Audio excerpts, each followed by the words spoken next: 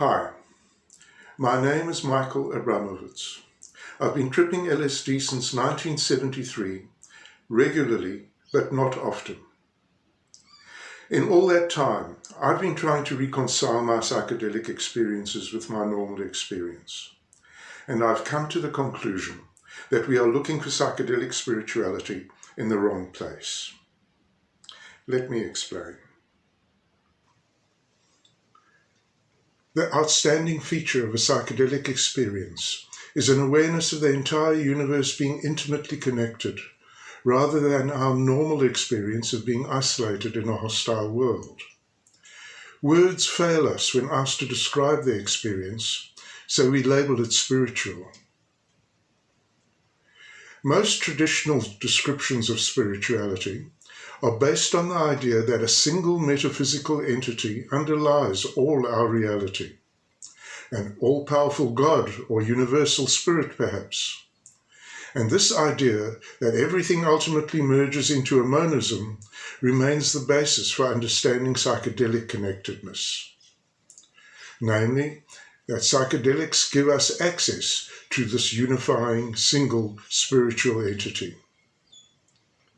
The phrase non-duality has become a key word in the current psychedelic debate. Logic, too, would dictate that if everything is ultimately connected, then all must be one.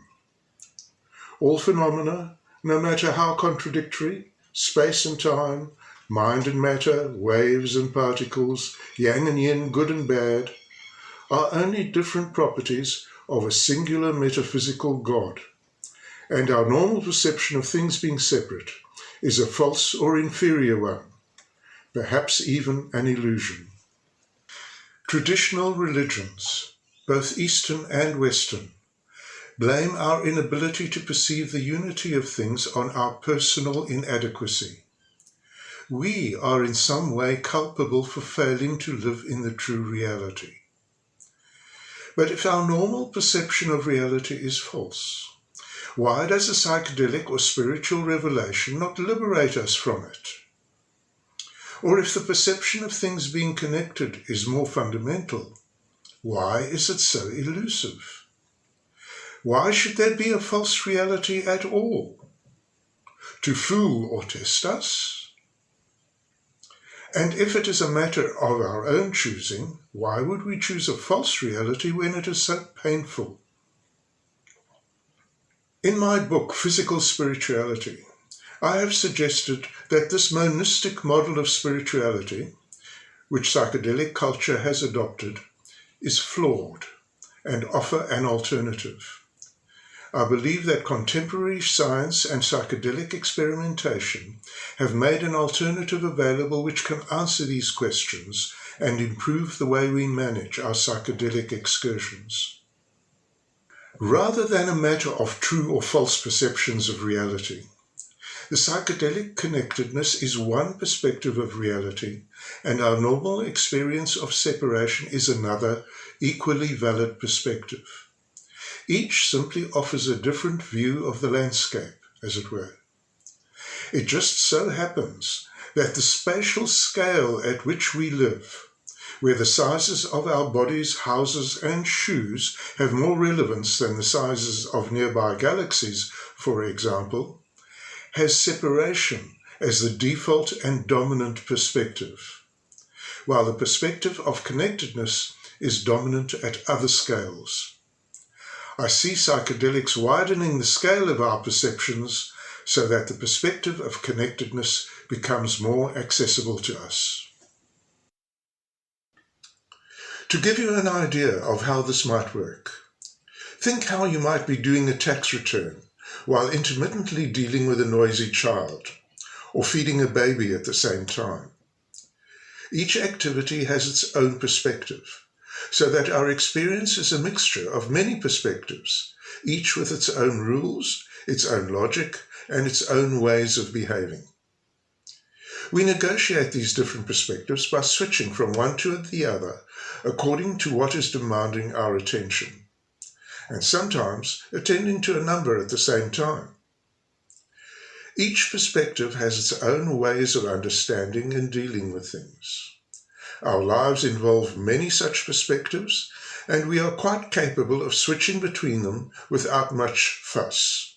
We switch between the perspectives of separation and connectedness in the same way. Our ability to manage different perspectives depends on our state of mind. If I was feeling mellow, for example, I might prefer soft music and be unresponsive to an overactive child.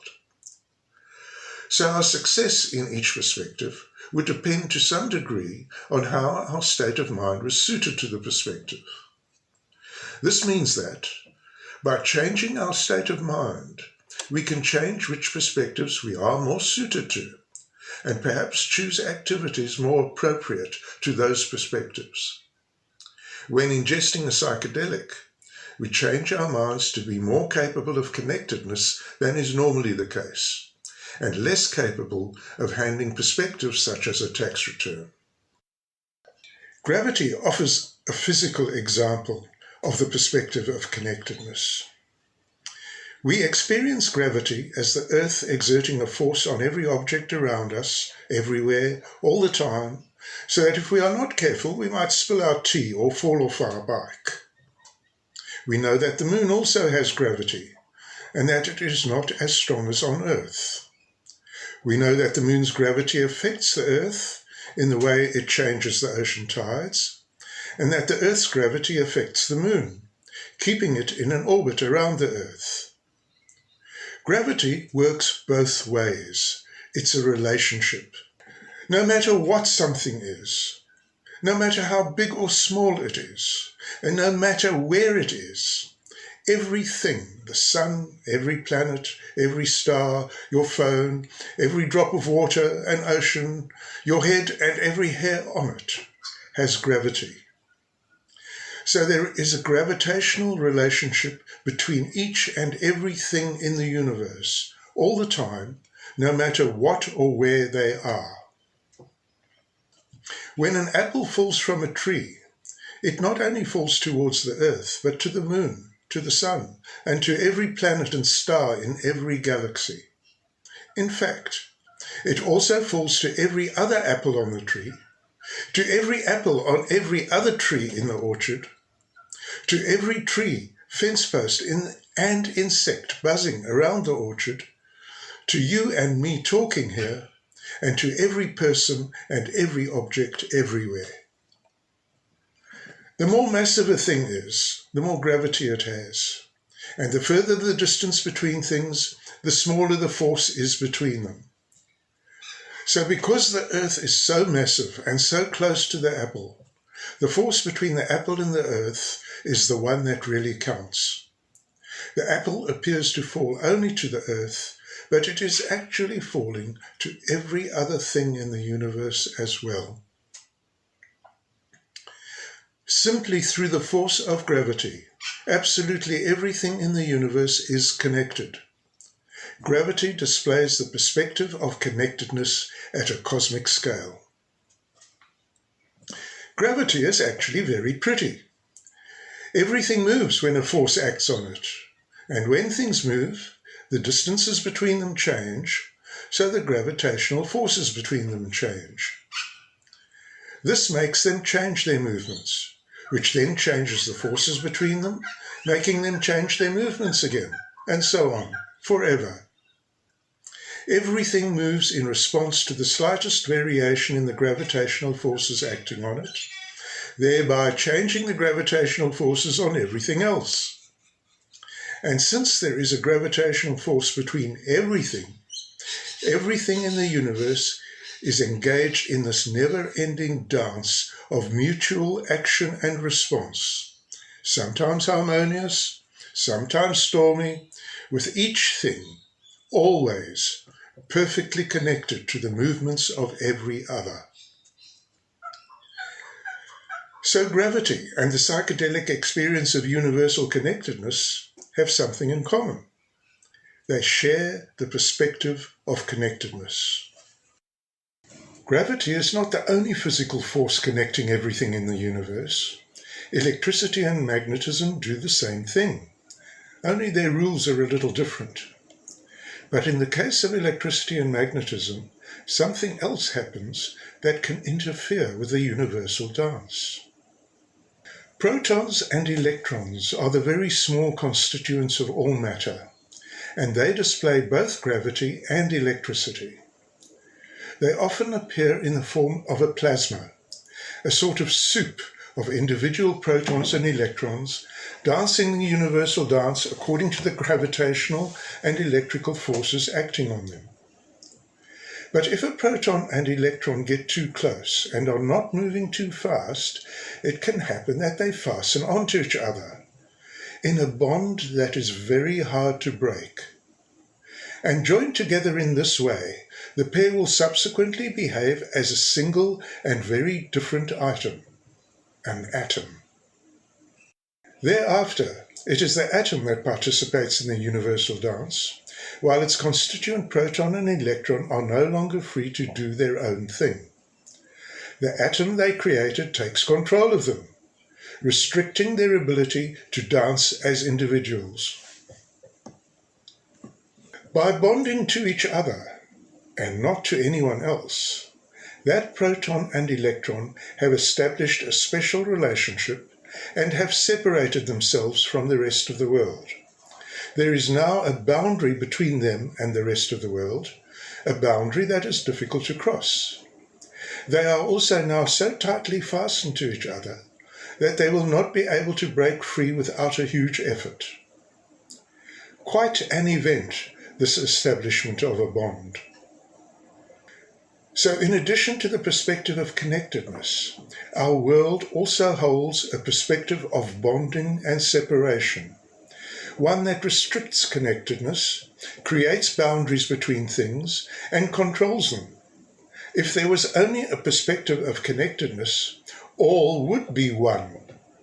But there is another perspective, one in which things are separate and subject to control.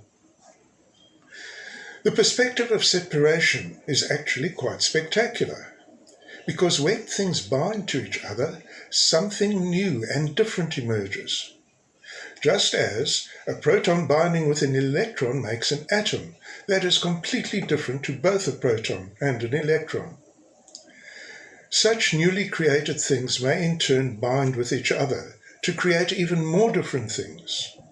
Atoms can bind into molecules, molecules can bind into proteins, and proteins can bind to make animals like us.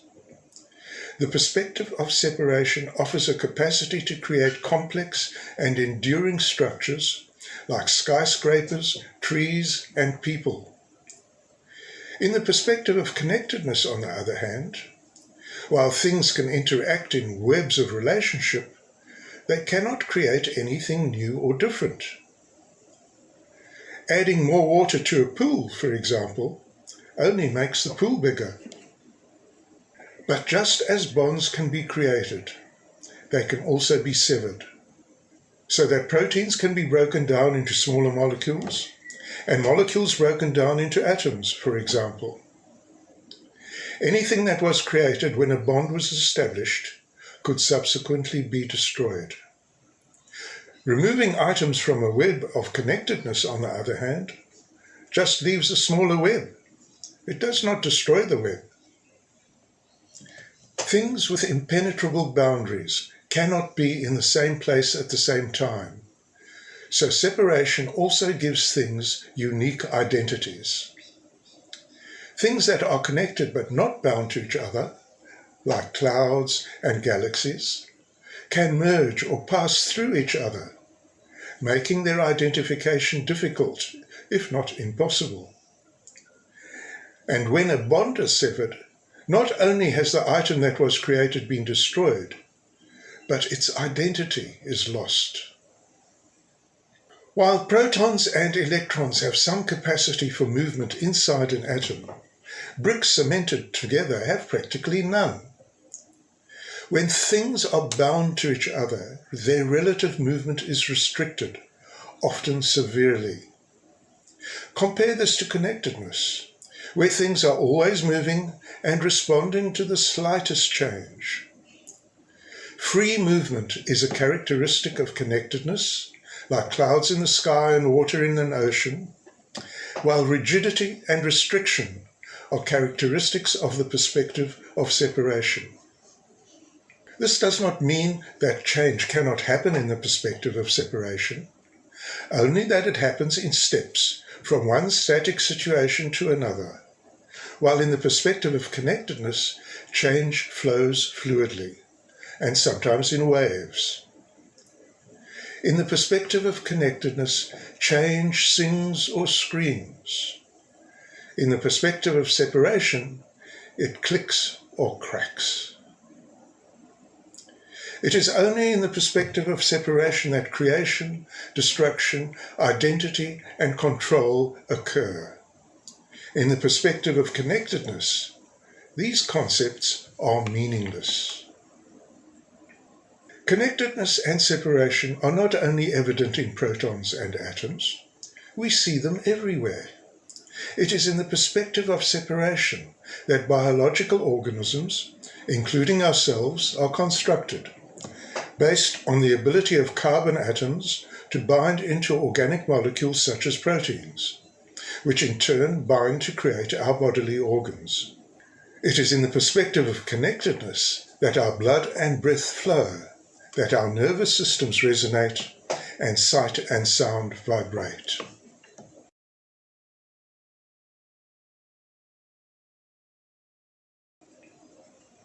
In our social lives too, we are bound to our families at birth, a bond that is broken only when we or they die.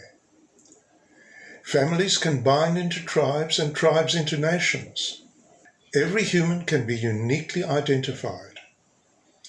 Societies have laws and traditions that restrict and control their members. Social roles can crystallize into institutions where they persist independently of the people that fill them. There is connectedness in our social lives too. Our movement in large numbers may flow, as in the herding of animals or the flocking of birds. Empathic, unrestricted affinities, such as romantic love, may be fleeting and not recognize the restrictions of social boundaries.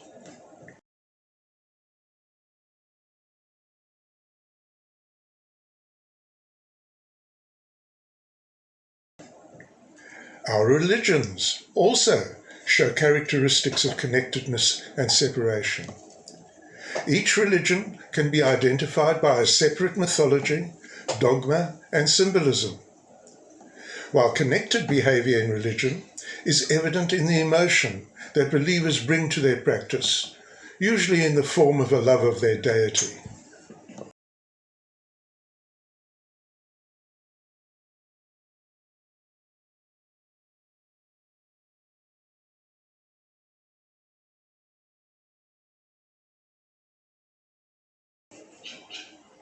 But there is a fundamental difference between these two perspectives. The perspective of separation is scale dependent, and the perspective of connectedness is not. Atoms may bind into molecules, molecules into crystals, crystals into rocks, rocks into continents, and continents into planets. But that's about as big as a bond can get. Nowhere in the universe do we see planets or stars or galaxies fastened to each other. They are all only connected. Even the relationship between the Earth and the Moon is one of connection, not one of bonding. Similarly, when we go down the scale of things to the very, very small, bonds drown in quantum uncertainty. The perspective of separation occurs only in a window of scale, somewhere between the size of a quark and a planet, while the perspective of connectedness occurs at every scale. This limited window of scale, where the phenomena of separation, construction, destruction, and identity are present, is our home. But at a cosmic scale, say anything bigger than the planet Jupiter, there is no perspective of separation. At a cosmic scale, the concepts of creation, destruction, identity, and control are meaningless.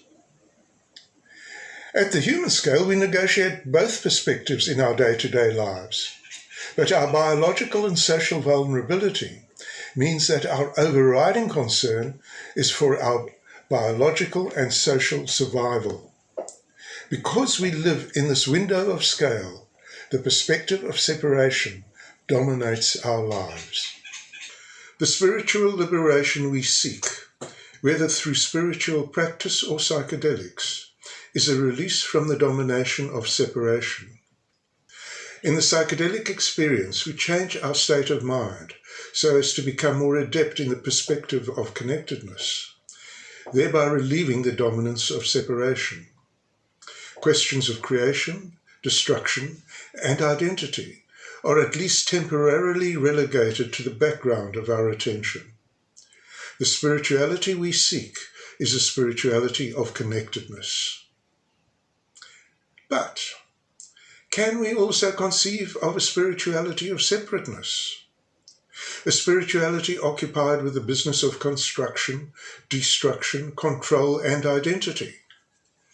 A spirituality that thrives on bonding and separation, belonging and loneliness, births and deaths, victories and defeats. Well, don't most religions present in that way? Don't their gods behave in that way? Don't nations and governments behave in that way? And since these institutions have an apparent life of their own, could we not regard them as spirits of separateness? In this way, I see us participating in two spiritual perspectives, very different, each with its own spirits. In the psychedelic experience of universal connectedness, we participate in a spirituality of connectedness, while in our everyday lives we participate in a spirituality of separation, even if we are atheists. But the perspective of separation is scale-dependent, so the scope of any spirit of separateness cannot be much bigger than a planet. Only spirits of connectedness can have a cosmic scope. Spirits having specific identities, or that are active creators or destroyers, are limited to a scale not much bigger than a planet. Spirits of connectedness, on the other hand, have no such limitations. In our psychedelic journeys too, an understanding of connectedness becomes much more significant, while matters of separation serve only to distract us from attaining a cosmic state of mind. Being able to recognize the characteristics of each perspective can make our psychedelic journeys easier to navigate. I have attempted to show that it is not necessary for a metaphysical monism to underlie our reality in order to accommodate the universal connectedness we experience under psychedelics. A fundamental dualism will also do it. So let's look at the possibility of a perspective of separateness together with a perspective of connectedness, both spiritually and materially. Completely different perspectives of reality, and both are valid. The perspective of separateness is not a false one. It occurs naturally at the planetary scale we inhabit and naturally dominates at this scale. Psychedelics simply widen our perception of scale, making it easier to see beyond the planetary limitation to where the universal perspective of connectedness prevails. Allowing the possibility of a fundamentally dualistic reality can change the debate about psychedelic spirituality. Humanity is in the process of reaching beyond the limited scale of separation. What with space travel and the globalization of our cultures and communications, we are reaching the spatial limit of separated systems. The dystopian crisis we are currently experiencing is planet-wide. Global environmental degradation, global disruption of political, religious, and economic authority. To go beyond the planetary limit, we need a completely different mindset. The rich awareness of connectedness afforded us by psychedelics has given us a taste of what is required. If you would like to explore these ideas more extensively, you can find the book Physical Spirituality at physicalspirituality.neocities.org and most online bookstores. It's a free read, except at Amazon where it will cost you $1.